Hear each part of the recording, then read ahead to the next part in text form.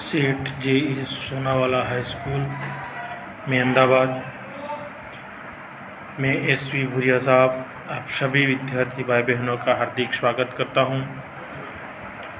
विद्यार्थी मित्रों, आज हम विषय हिंदी कक्षा 11वीं में सबसे पहले पद्य के बारे में अध्ययन करेंगे।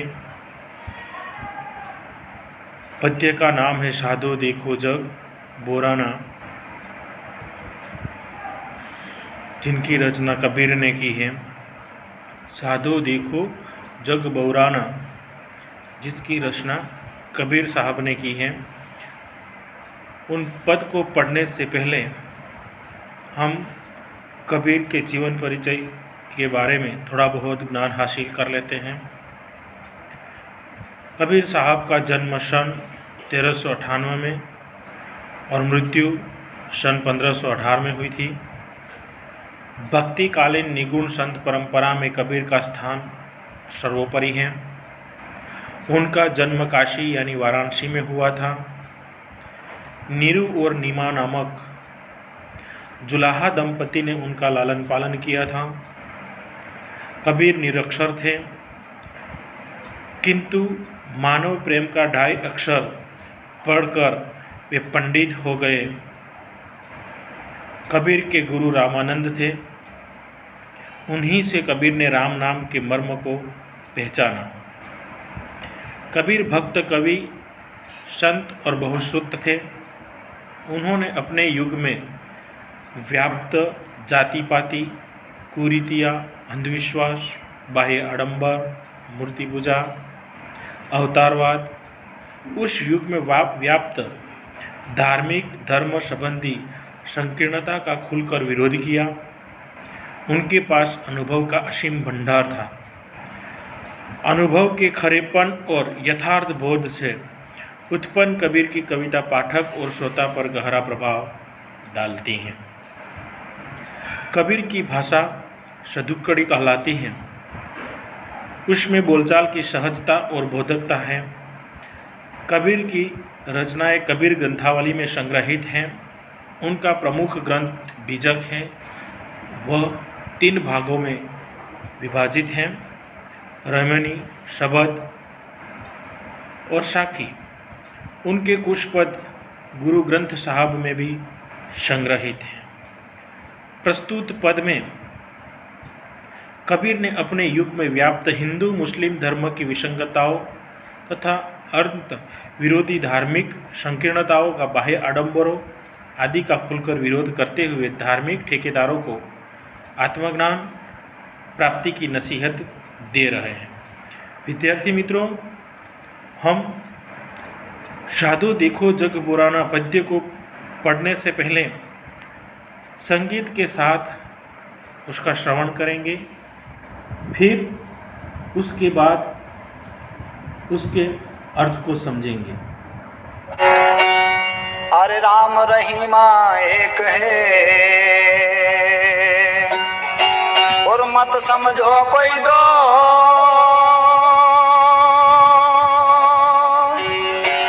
अंतर टाटी भरम की या से सूझे दो।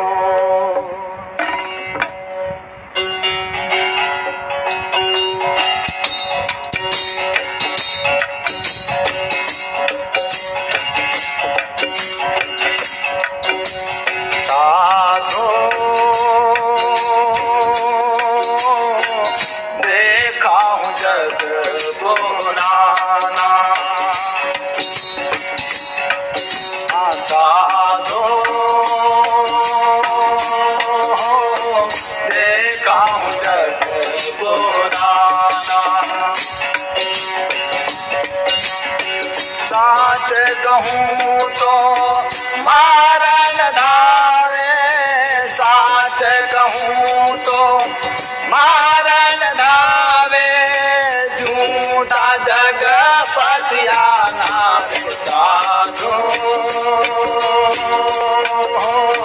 देखा जग बोलाना। साधो देखा जग पुराना। हिंदुर कहता है राम हमारा, मुसलमान रहमाना। हिंदुर कहता राम हमारा, मुसलमान रहमाना। आपस में दोई लड़ लड़ मरता, आपस में दोई लड़ लड़ मरता, मरम को उन्हें नहीं जाना रे साधो।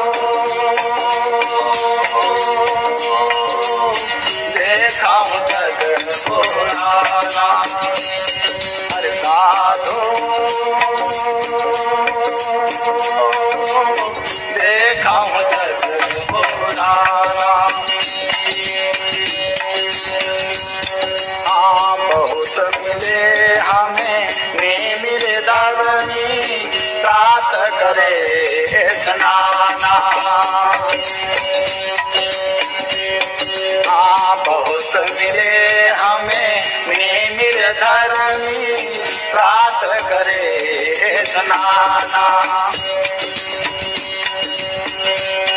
आत्म छोड़े पाषाण ही पूजे, आत्म छोड़े पाषाण ही पूजे, दिन रात होता है ज्ञान रे साधो। देखा जग पुराना, अरे साधो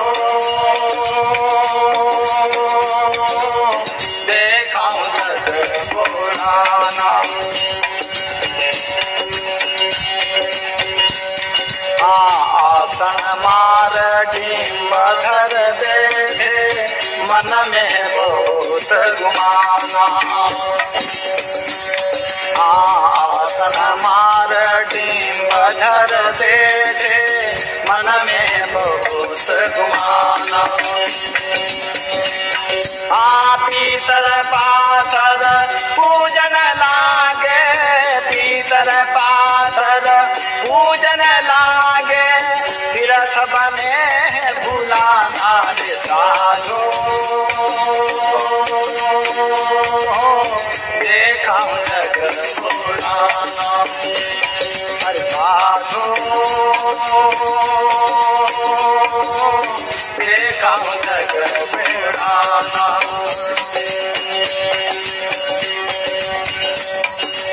माला तेरे टोपी पहने, छाप तिलक अनुमाना।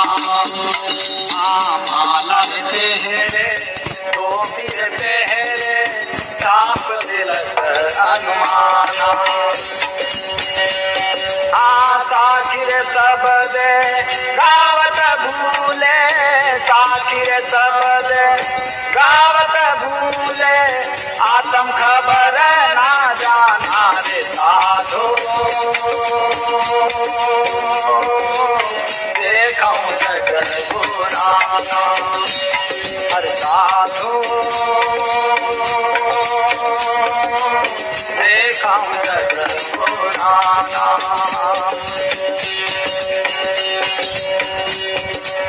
घर घर मंतर देश विरत है, माया के अभिमान। घर घर मंतर देश विरत है, माया के अभिमान। गुरुआ सहित सब शीश ही डूबे, गुरुआ सहित सब शीश ही डूबे, अंधकाल भजताना रे साधो। देखा जग पुराना, हर साधो देखा जग पुराना।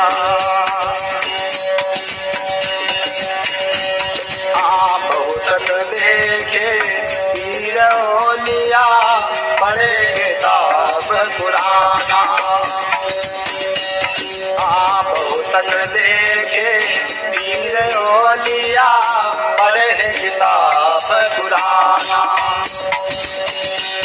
आकर मुरीद कबर बतलावे करे मुरीद कबर बतलावे उन्हों खुदा ना जाना रे साधो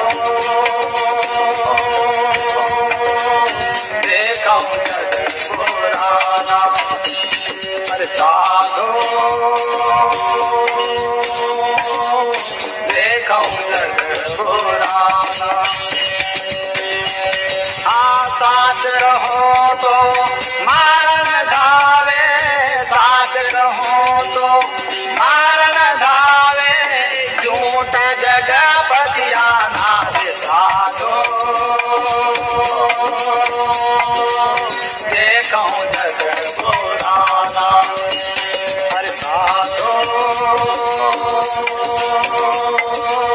देखो जग पुराना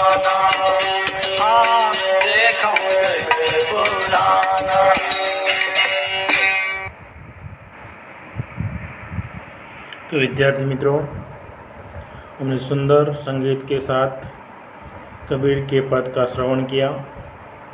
अब हम उनके पद को बारी बारी से पढ़ेंगे और समझेंगे। साधो देखो जग बोराना, साधो यानी साधु संत, देखो जग बोराना, बोराना यानी पागल हो गया।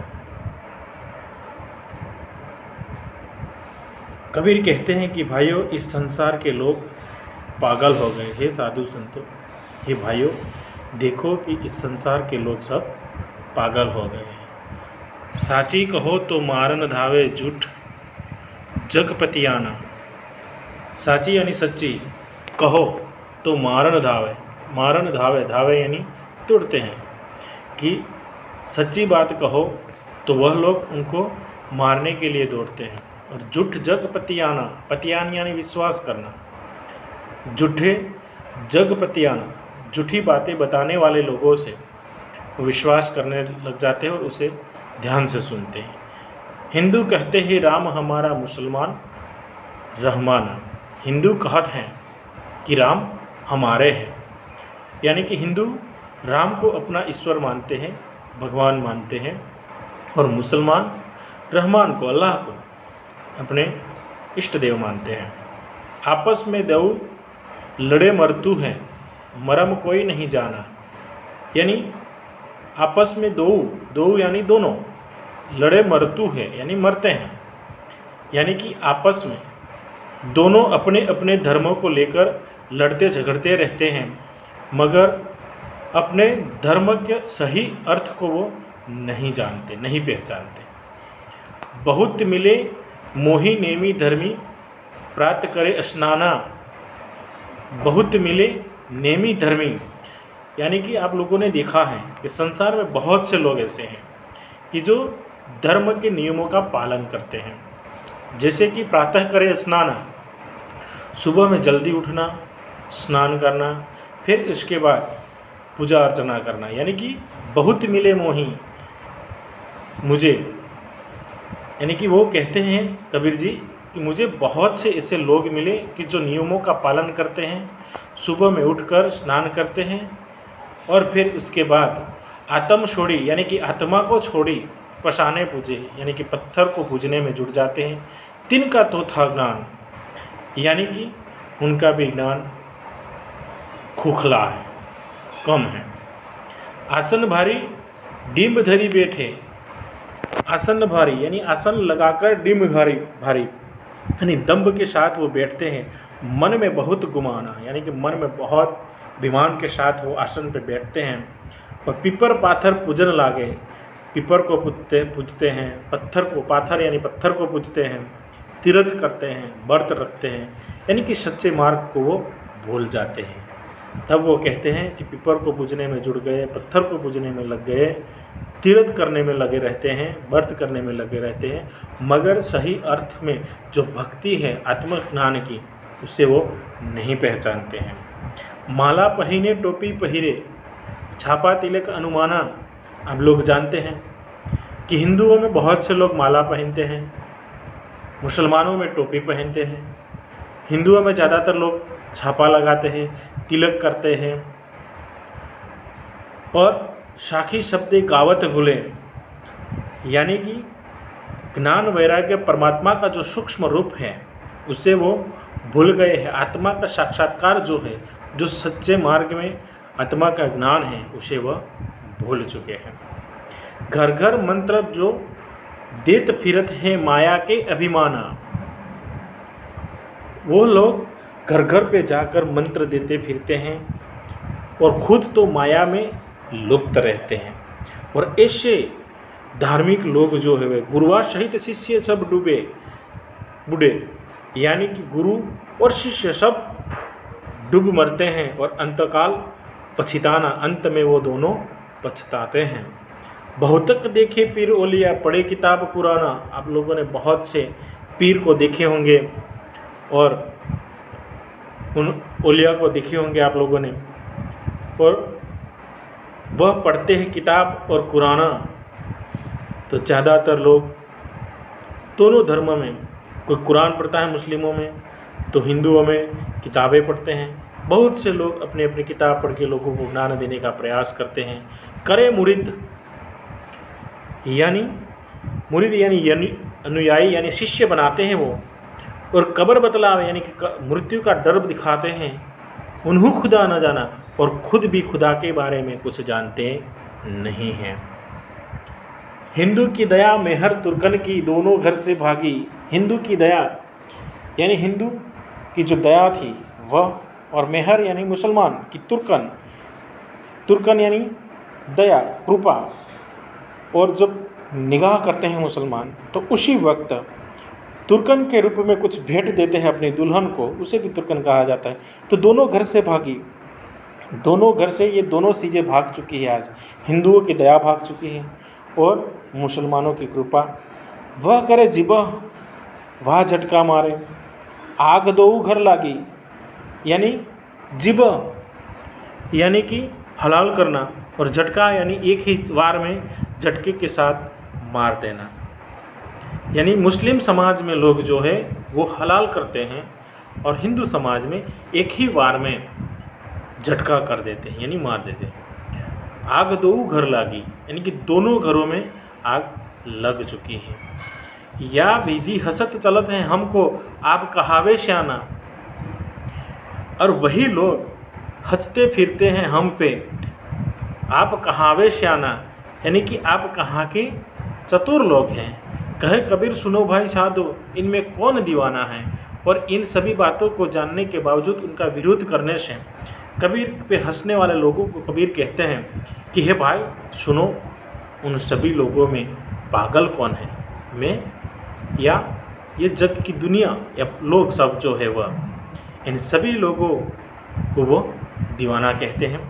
अब पूरे पद का जो व्याख्या है वो कुछ इस तरीके से बनती है, यहाँ पे मैंने रखी हुई है, आप ध्यान से उसे पढ़ सकते हैं। हे साधो, देखो तो सही ये संसार कैसा पागल हो गया है। यदि यहाँ सत्य बात कहे तो सांसारिक लोग सत्य का विरोध करते हैं और मारने दौड़ते हैं, परंतु झूठी बातों का विश्वास कर लेते हैं। इन लोगों को सत्य असत्य का सही ज्ञान नहीं है। हिंदू समाज के लोग राम की पूजा करते हैं और राम को अपना बताते हैं। इसी प्रकार मुसलमान लोग रहमान यानी अल्लाह को अपना बताते हैं। ये हिंदू और मुसलमान राम और रहमान की कट्टरता के दोनों समर्थक हैं और धर्म के नाम पर आपस में लड़ते रहते हैं। इन दोनों में से कोई भी ईश्वर की सत्ता के रहस्य को नहीं जानता। कबीर का कहना है कि इस संसार में मुझे अनेक लोग ऐसे मिले जो नियमों का पालन तो करते हैं और धार्मिक अनुष्ठान भी करते हैं तथा प्रातः शीघ्र उठकर यानी कि जल्दी उठकर स्नान भी करते हैं। इन लोगों में भी ज्ञान थोथा ही निकला। ये लोग आत्म तत्व को छोड़कर पत्थर से बनी मूर्तियों की पूजा करते हैं। इन लोगों को अपने ऊपर पाए अपने विशेष घमंड हैं और आसन लगाकर भी घमंड को नहीं त्याग पाए। इन लोगों ने तीर्थ और व्रतों का त्याग कर दिया और ये पीपल के वृक्ष और मूर्ति पूजा के कार्यों में व्यस्त हो गए। ये हिंदू लोग अपने गले में माला पहनते हैं तथा सिर पर टोपी धारण करते हैं, माथे पर तिलक लगाते हैं और छापे शरीर पर बनाते हैं। साखी और शब्द का गायन भुला दिया है और अपनी आत्मा के रहस्य को ही नहीं जानते हैं।